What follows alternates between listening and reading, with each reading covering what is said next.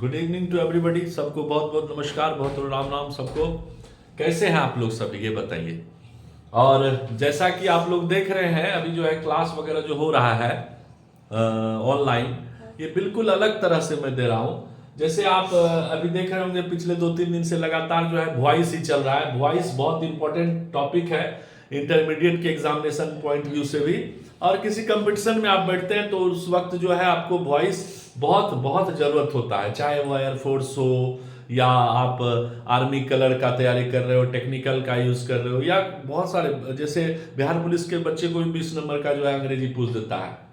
या आप देखिएगा आर्मी टेक्निकल वगैरह में भी जो इंग्लिश पूछता है 50 मार्क्स का, आर्मी कलर में पूछ देता है, एयरफोर्स में पूछ देता है लगभग 100 मार्क्स। मतलब बहुत सारा ऐसा क्वेश्चन होता है जो बार बार रिपीट होता है। तो आज हम लोग फिर देख रहे हैं प्रेजेंट इंडेफिनिट का वॉइस ही, ठीक है। एक्टिव, ये देखिए ए मतलब एक्टिव, पी मतलब passive, active passive, active passive, active passive, active passive. Okay, तो देखिए हो सकता है एग्जाम में क्या होगा, इंटरमीडिएट के बच्चे जो अभी 1 फरवरी से एग्जाम देंगे, उसके लिए क्या होता है, कभी कभी एक्टिव दे देता है, पैसिव चुनना पड़ता है, ऑप्शन देता है, ठीक है। पहले बनाने देता था, अब ऑप्शन दे रहा है। तो ऑप्शन भी देगा तो कोई फर्क नहीं पड़ेगा, अगर हम जानते हैं तो उसको बना सकते हैं, पहचान सकते हैं, नो प्रॉब्लम।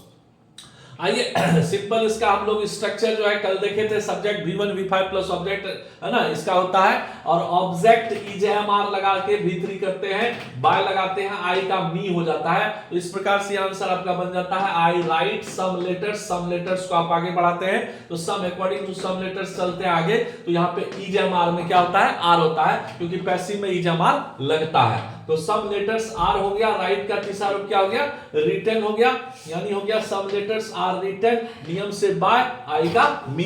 तो इस हिसाब से आंसर आपका बन चुका है, आराम से आप सीख सकते हैं, नो प्रॉब्लम। स्ट्रक्चर को ध्यान में रखना है, स्ट्रक्चर आपको कल ही मैंने दिया है, ठीक है। कल के वीडियो को जरूर देखिए। और आज जो वीडियो बता रहा हूं मैं, ये सारा का सारा सेंटेंस इसमें अभी मैं तोड़ूंगा 10 से 15 मिनट के अंदर, आप ध्यान दीजिएगा। अब आइए, ये सिंपल सेंटेंस था तो आंसर सिंपल ही हुआ, वाक्य सिंपल तो आंसर भी सिंपल, वाक्य इंट्रोगेटिव तो आंसर भी इंट्रोगेटिव, वाक्य निगेटिव तो आंसर भी निगेटिव, ये ध्यान रखना है। तो ये सिंपल था तो आप सम लेटर्स को आगे ले लिए, फिर से देख लीजिए, EJMR में आर लग गया, राइट का तीसरा रूप रिटर्न हो गया, नियम से बाय हो गया अकॉर्डिंग टू रूल, और I convert into me, no problem. अब आइए, ये आपका आंसर जो है बन चुका है, ये क्लियर हो चुका है। अब अगला ये इस वाक्य को देखते हैं, तो इसमें देखिए प्रेजेंट इंडेफिनिट का ये सहायक क्रिया लग गया डू, यानी आई के लिए डू लगता है, आपको ध्यान में रखना होगा। ये सब जो है टेंस में पढ़ाया गया है, यदि आपका टेंस छूट गया है तो वीडियो देखिए पीछे वाला, उसमें भी बताया गया है। तो ये देखिए आई के लिए यहाँ डू लग गया, यहाँ V1 लग गया, सम लेटर्स हो गया, नो प्रॉब्लम।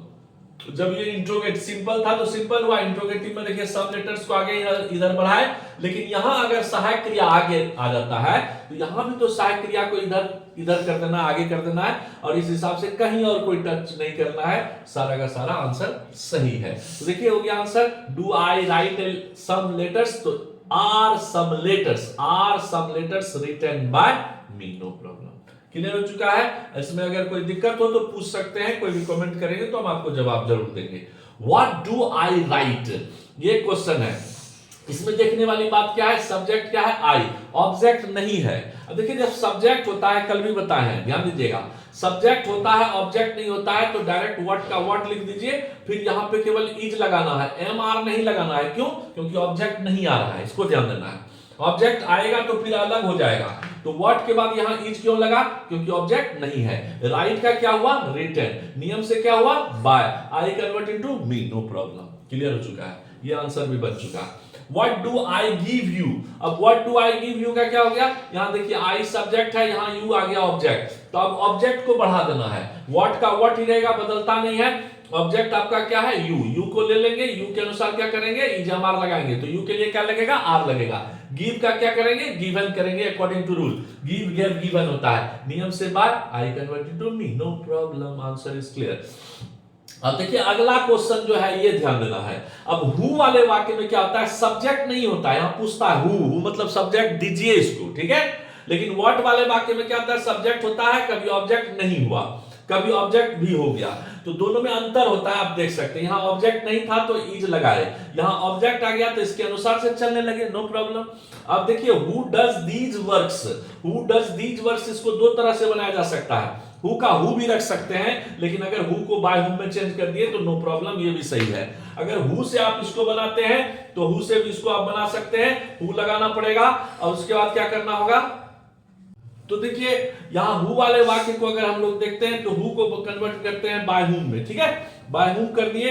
दीज वर्क्स क्या है, इसका ऑब्जेक्ट है, ठीक है, इसमें सब्जेक्ट नहीं है। हु वाले वाक्य में सब्जेक्ट जो नहीं होता है, इसलिए हम लोग बाय हुम से भी प्रारंभ कर सकते हैं, या हु को आप हु से भी प्रारंभ कर दीजिए, हु लगा दीजिए, उसके बाद क्या कीजिएगा, यहां पे आर लगाना होगा, क्योंकि दीज वर्क्स को आपको आगे लगाना होगा। दीज वर्क्स ध्यान देना है। उसके बाद क्या करेंगे, डच जो है आपका वो वर्ब है, ये V5 का काम कर रहा है, ध्यान देना होगा आपको, ठीक है। तो डू का तीसरा रूप क्या होता है, डन, और लास्ट में यदि हु से शुरू करते हैं तो लास्ट में बाय देना पड़ेगा। ये रहा आपका आंसर। इसको और अच्छे से क्लियर मैं करूंगा, अभी जस्ट इसको समझ लीजिए। तो बाय हुम से भी बना सकते हैं, बाय हुम लगा दिए, आर लगा दिए, दीज वर्क्स हो गया, डन हो गया, इधर बाय दे दिए तो इधर बाय देने की आवश्यकता नहीं है। अगर आप इधर बाय नहीं देते इधर बाय देना पड़ेगा, या तो बाय हुम से काम चला लो या लास्ट में इधर बाय लिख लो, यानी ये का सारा जो है प्रेजेंट इंडेफिनिट का सेंटेंस अभी बन रहा है। इसमें और भी कुछ क्वेश्चन है जो हम आपको जस्ट बता रहे हैं, ओके। एक क्वेश्चन है, इससे पहले जस्ट आप देख रहे थे, हु डज दीज वर्क्स, इसके बारे में आप ध्यान दीजिएगा, अभी जस्ट इसको और अच्छे से समझिए। Who does these works, okay, ये वर्क्स है। तो इसको हम लोग दो तरह से बना सकते हैं। ये आपका क्या है, एक्टिव है, ये क्या है आपका एक्टिव है, इसका पैसिव हम लोग को देखना है। इसका दो आंसर हम लोग अभी निकालेंगे, ओके। एक तो हम लोग हु से इसको बना सकते थे, ओके, हु से बनाएंगे तो लास्ट में बाय देना ही पड़ेगा, ध्यान रखिएगा, बाय छोड़िएगा गलत हो जाएगा, ये ध्यान दीजिएगा, ओके, है ना, दोनों तरह से सीख लीजिए। या इसका दूसरा आंसर अगर देखेंगे तो किससे करेंगे, बाय हुम, यानी हु को किस में कन्वर्ट करेंगे, बाय हुम में, ओके। तो अब दीज वर्क्स है, तो दीज वर्क्स के लिए क्या लगाएंगे, दीज वर्क्स कर देना है, नो प्रॉब्लम। तो इधर क्या लगेगा, आर लगेगा, और यहां देखिए ये क्या है, V5 है, ये सहायक क्रिया नहीं है, ये मुख्य क्रिया है, ध्यान दीजिएगा, सहायक क्रिया नहीं है, मुख्य क्रिया यहां पे, ओके। अब देखिए मुख्य क्रिया है तो डच का क्या करेंगे, डन लगा देंगे, ये रहा आपका आंसर। तो who are these works done, this is right, या by whom are these works, और डन लगा दो भैया, ये भी आंसर आपका सही है, नो प्रॉब्लम, बिल्कुल आसान है, चाहे इससे बनाओ चाहे इससे बनाओ, हमने दोनों तरीका बता दिया। क्या पता ऑप्शन में ये हो और ये ना हो, तो ध्यान देना होगा, ये हो और ये ना हो, तो दोनों तरह से हम लोग सीख चुके हैं। इस तरह के वाक्य को प्रेजेंट इंडेफिनिट में आराम से हम लोग वॉइस में बना सकते हैं। तो अभी तक का जो सफर है वो आपने देखा, सिंपल आई, है ना, राइट सम लेटर्स करके, फिर आपने देखा do I write some letters करके, ओके। उसके बाद फिर आपको WH क्वेश्चन भी देखा, WH क्वेश्चन में व्हाट का प्रयोग देखे, जिसमें सब्जेक्ट था ऑब्जेक्ट नहीं था, तो सब्जेक्ट हो ऑब्जेक्ट नहीं हो तो इज का प्रयोग करना है ना, और अगर सब्जेक्ट हो ऑब्जेक्ट हो तो इज एमआर सब लगेगा ऑब्जेक्ट के अनुसार। तो आप पिछला जो अभी जस्ट मैंने बताया है उस पर ध्यान दीजिएगा, और इस पर आप देख सकते हैं हु वाक्य जो है स्टार्ट किया हु से, और इसमें सब्जेक्ट नहीं है, हु वाले वाक्य में सब्जेक्ट नहीं होगा, इसीलिए आप इसको या तो हु से शुरू करोगे तो लास्ट में बाय लिख देना, और बाय होम से स्टार्ट करोगे तो बाय देने की आवश्यकता नहीं है। ये रहा आपका आंसर, और बिल्कुल आप बना सकते हैं। इस प्रकार का जो भी क्वेश्चन हो आराम से आप बनाइए, नो प्रॉब्लम, बहुत आसान है, आराम से सीखिए, और किसी भी बुक का इस्तेमाल कीजिए, क्वेश्चन बैंक देखिए, सब तरह का आंसर आपको बनेगा, कोई दिक्कत नहीं है। इस हिसाब से प्रेजेंट इंडेफिनिट का जो है इस तरह के क्वेश्चन को हम लोग देख चुके हैं। चलिए प्रेजेंट इंडेफिनिट का एक क्वेश्चन और मैं डील करता हूं, जिसमें कि डबल ऑब्जेक्ट आ जाए, मान लिया जाए डबल ऑब्जेक्ट, ठीक है। जैसे अभी सिंगल ऑब्जेक्ट आ रहा है, डबल ऑब्जेक्ट आ जाएगा तो कैसे बनेगा, जैसे I give you a pen. अब ध्यान दीजिएगा, I give you a pen, पहला ऑब्जेक्ट इधर, दूसरा ऑब्जेक्ट इधर, पहला ऑब्जेक्ट ये है, दूसरा ऑब्जेक्ट ये है, ध्यान दीजिएगा। अब इसको यदि हम बनाते हैं तो पहले ऑब्जेक्ट से भी बना सकते हैं और दूसरे ऑब्जेक्ट से भी बना सकते हैं। तो पहले ऑब्जेक्ट से अगर बनाते हैं तो क्या होगा, तो यू को इधर लाना होगा, ये पहला ऑब्जेक्ट आ गया, यू के लिए क्या लगेगा, आर लगेगा। गिव का तीसरा रूप क्या करेंगे, गिवन करेंगे, और दूसरा ऑब्जेक्ट जो है उसको वहीं छोड़ देना है, तो you are given a pen, और उसके बाद बाय मी। तो आप देख सकते हैं आंसर हो चुका है। यहां पे पहला ऑब्जेक्ट लगाना था इज एम आर। देखिए जब सेंटेंस बन जाता है तो स्ट्रक्चर अपने से बना सकते हैं, ऐसा मेरा मानना है। तो सेंटेंस को पहले बनाने के देखिए कैसे बनेगा। यू इधर आ गया, यू के लिए आर लग गया, गिव का गिवन हो गया, जो था जहां उतर गया, नियम से by, I convert into me, no problem. ये एक आंसर हो चुका है। ये था आपका एक्टिव, ये है आपका पैसिव। ये पहले ऑब्जेक्ट से आपने आंसर देखा। अभी अब दूसरे ऑब्जेक्ट से मैं बात करता हूं। दूसरे ऑब्जेक्ट का पैसिव यानी इसी का आंसर फिर जा रहा है।